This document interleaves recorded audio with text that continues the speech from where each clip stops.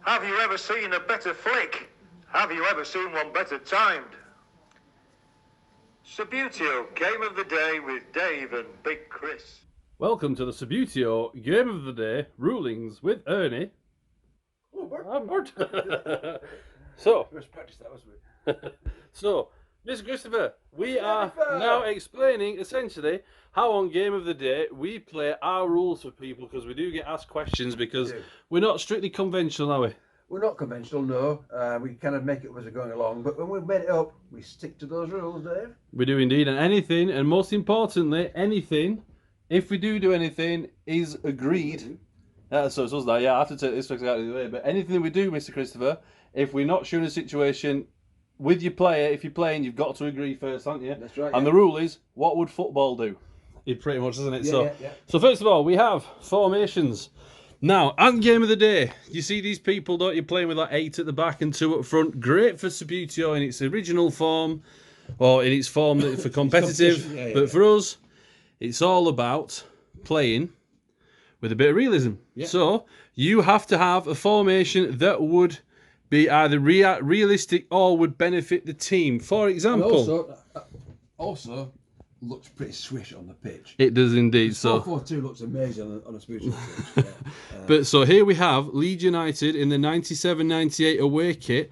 So their formation is a 4-4-2, and the reason is because the players decaled on the back of the kit suit 4-4-2. So if you want to play a different formation, you can. For example, you might play 4-3-3, but if we have players that are fitting for the series, then you'd have to think of putting Harry Kewell up front. Yeah. And then putting Lee Boyer in the centre of midfield with David Hopkin and Bruno Ribeiro, and all of a sudden you could get a 4-3-3. But it's very unlikely that, for example, if you look at this, you could change it. The rules for us, you couldn't just say grab Lucas Radeby here and stick him up top because it makes life easier. So no, so you have to have the players reasonably in a position that they would play on, so it makes it more realistic for the team that's in question. At the start of the game, certainly. They may find Lucas Radeby up front. They'll knock him on in from a dubious corner. but the intentions are there. Right, Right, so let's move on. Yeah. Was Athletic Bilbao, the Bielsa Bilbao. So at the start of kick-off is the player kicks off with the ball naturally, kicks it once, then after. Then he misses it. Redo without the profanity.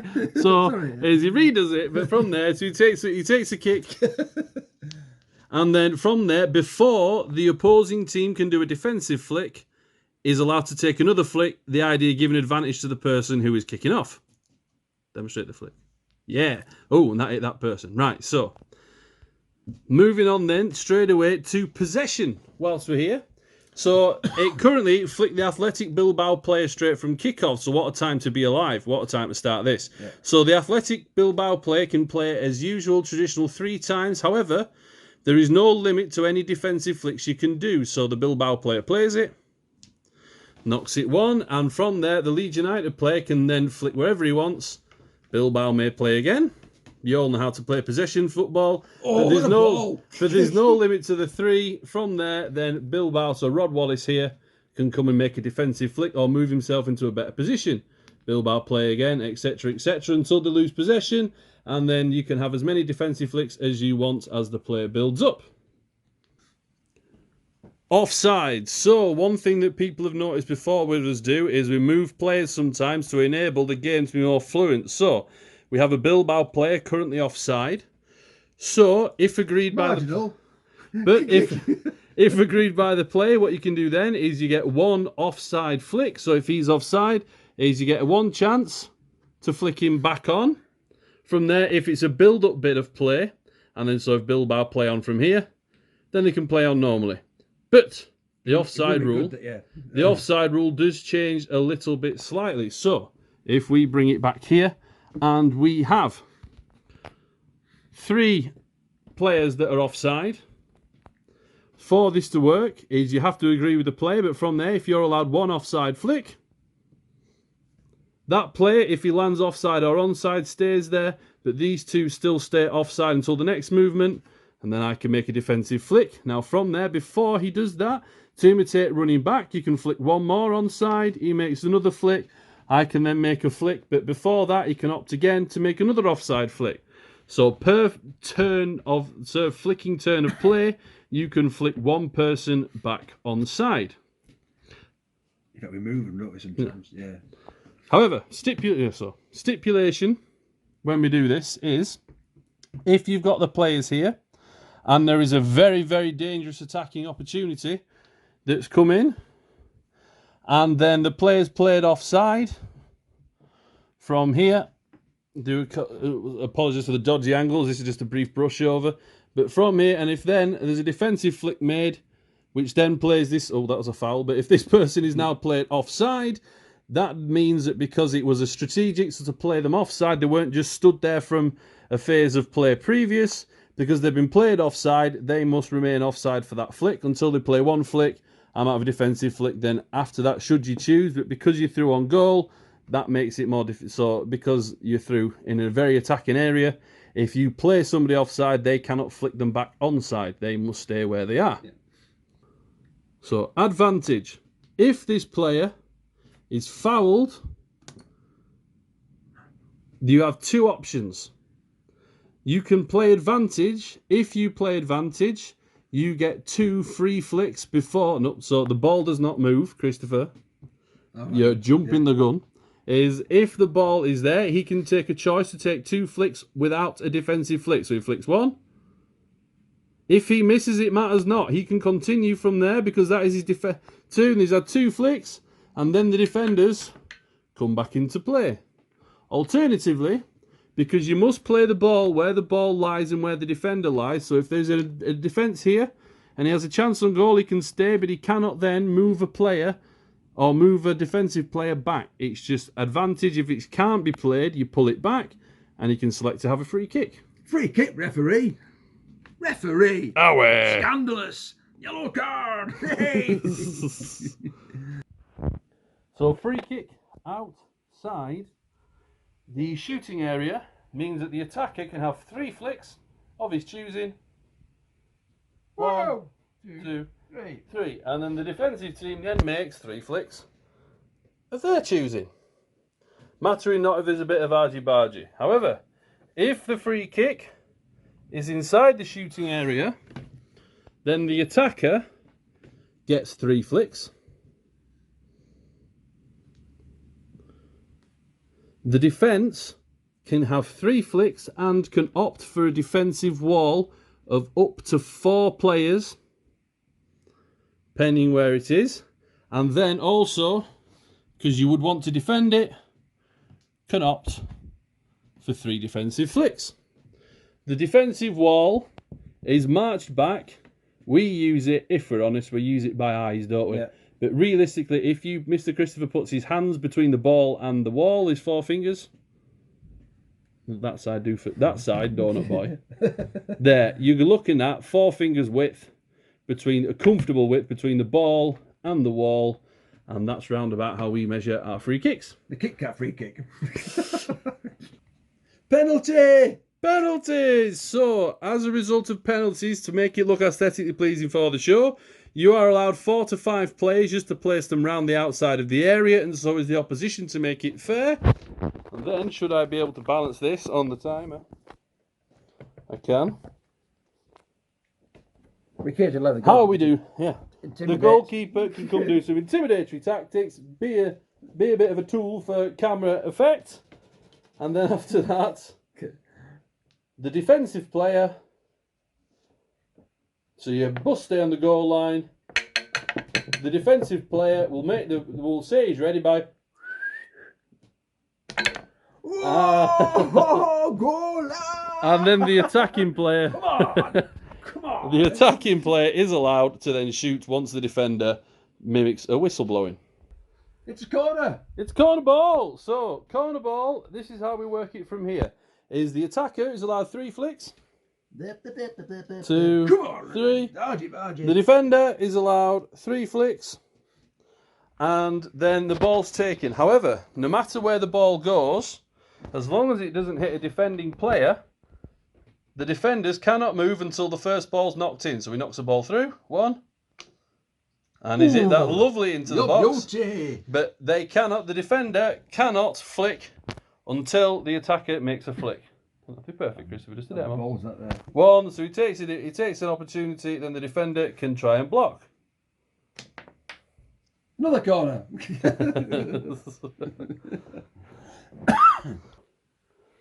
So goal kicks, because it is a break in play. What we do is then you can reset all your players back into formation as you would do, unless the goalkeeper opts to take it quick. If you have a flicking goalkeeper, use him, however, because I haven't here, so you can use a flicking keeper if you've got one. That's that side. But if you haven't got one, you can borrow one of the players, but once you've taken the kick, that player is placed right back where they were placed originally.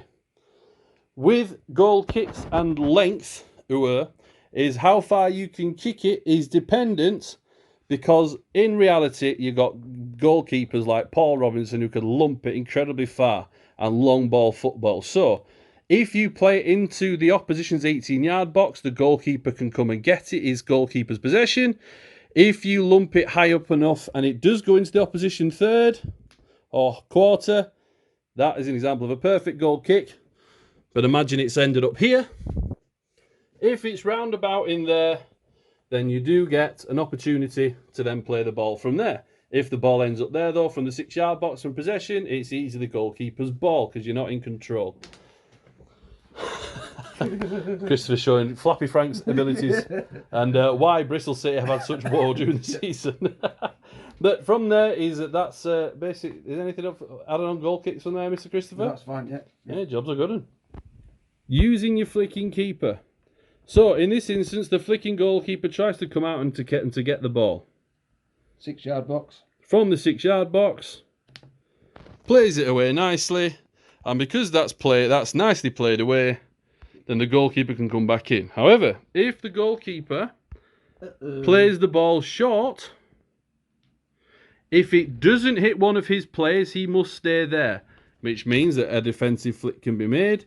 Now the goalkeeper has a decision to make. He can either, from there, flick himself back into the goal and lose possession, which would then mean if the player goes on the line, it not count the goal, but the keeper has to go back into the goal. Then that means that, nope, leave him there. Hasselbank has one opportunity, but he's got his back turned from goal. This flick, now the goalkeeper's back into play. If the goalkeeper, however, if the goalkeeper plays it short and hits his own man, we'll say there was a little flick on there. That means the goalkeeper is allowed to go. There we go. Is allowed to go straight back into the goal and play. And play will continue as normal. If we have an example of Flappy Frank though, and then the goalkeeper plays the ball and it hits Hasselbank directly, oh dear, then that means he's got to wait there because he's lost possession. No keeper. So the player waits here, and Hasselbank will then have an open goal to knock it in. However, if for some completely utterly unknown bizarre reason he decides to take a touch, then the goalkeeper can flick himself into the goal, but he is still inactive for that turn. If for some unknown reason Hasselbank takes another flick, the goalkeeper after that, because he's already gone back into the goal, can then come out of the goal and can then try and save the ball. What a save. Into the goal. Big nice, sort yourself out. That food smells nice. Throw-ins. The food smells nice. Yeah. This is something different then. Right, so throw-ins. The attacker makes one attacking flick, the defender makes one defensive flick. This doesn't matter. If he flicks him and it's argy-bargy here, there's no problem with that because it's called man marking. None of this stay away nonsense. Now, the ball must, if the player travels over the line, who gives the monkeys? It's football. As long as he kicked the ball behind it, that's like throwing it in. It doesn't matter what happens after that. So the ball's going to go towards the player. And from here, he's got one touch before any defender can do anything. I've got one attacking flick before the defender comes into play. How far you can throw it, we go with quarters. So if I have the ball here, and that's my defensive flick, and I throw it into the next quarter, that is legal. If it travels over 2 quarters,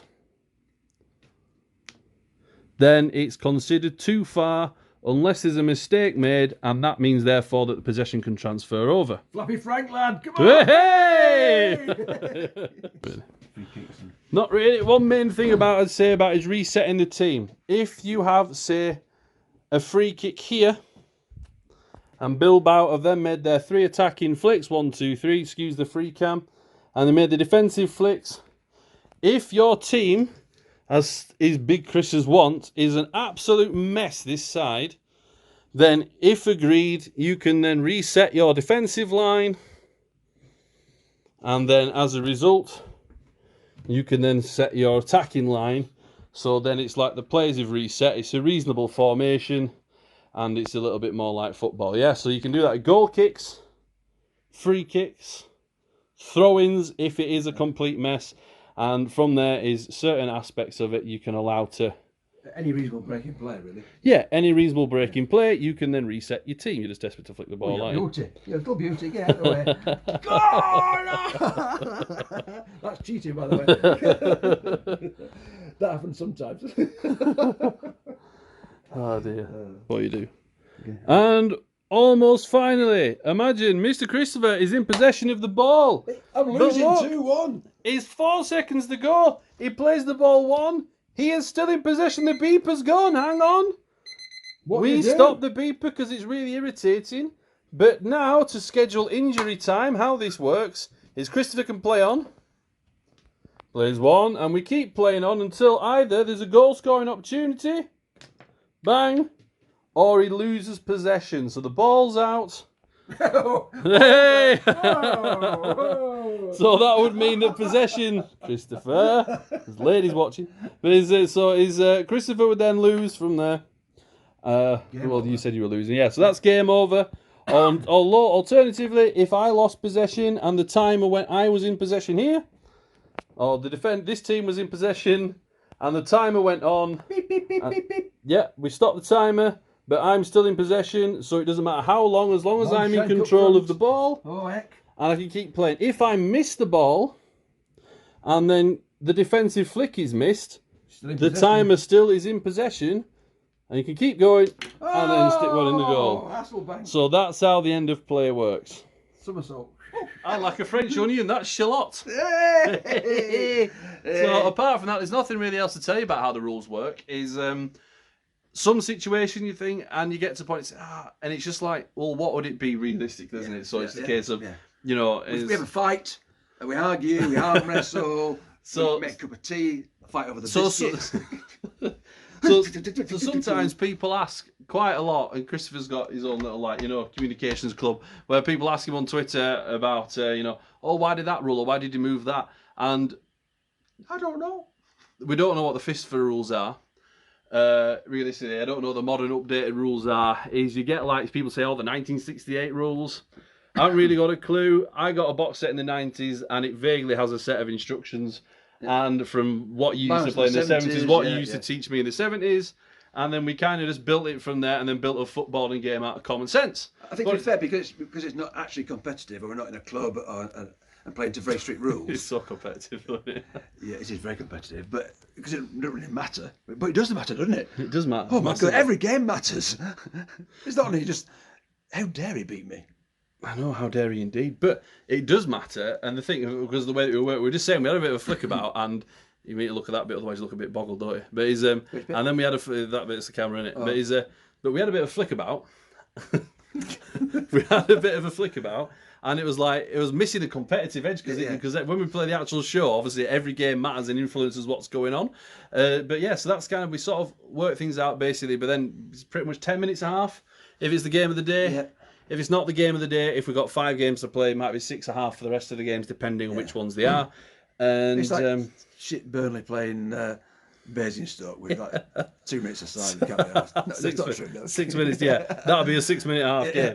But as when you look then, cup competitions as well, is we do penalties on the first rounds, and then what we tend to do is after that. But what we tend to do after that, when it gets to the more important rounds, like if it's a quarter-final, semi-final, we will then play extra time. We'll go 5 minutes and a half, and then if it's not decided after extra time, then we'll go to penalties. But we do try our best because everyone wants you want a kind of normal time Yeah. It's not good TV, to be fair, just watching a penalty shootout, is it really? It's not, is it? Not on Subbuteo terms. And they can drag on so long. I'm rubbish at penalties, basically. It's unfair. I really am poor. I bottle it. I'm scared. I'm nervous. He's better than me at penalties. I'm not better at penalties. You are. I never used to be. I just send him in. I've had my chances, and I think you're right. All on me. This penalty wins the game. Duh. With little flicking fingers. Anyway. But apart from that, yeah. So I digress. so the Burt look. But no, it's so the way we work it is pretty much common sense. It's not based on if we do have any, but it's not based on anything else apart from that, is it really? Just based on, and we try and replicate football as best we can. If we did miss anything and you want anything clarifying the way we work stuff, then just do your best. And I'd like to say, as far as we're concerned with the show, it's not perfect Subbuteo. There is so many good players out there. We are unfortunately not amongst those, right? Mullered, yeah, we get murdered. So if we talk to one at some point, if we go meet these people, have to do it. We must do it. I know. If you ever go away, we're going to turn up at one of your clubs one day, and you can muller us. But we bring the stadium with us. We bring the stadium with us, and if anyone ever fancies playing our normal sort of vague rules, then feel free. But that's kind of the way that we do things, just to sort of clear things up. Bit of bonus content for you there. But however, we have fun, basically, don't we? Yeah, we have fun because that's what it's for, isn't it? On a Sunday afternoon. But from there, do enjoy your Subbuteo, do enjoy your times, all that good stuff. Next week, join us for Sly Sports News, and then very, very soon the season will be starting anew, which will be really cool. So, Old Man Totty. the old Sly Sports News. That's right. Over to my colleague, who's much prettier than I am and bigger boobs. I'll meet Jim Monday. But so thanks very much, guys. Have a good one. See you soon. Can't wait for the new season. Come on. Come on.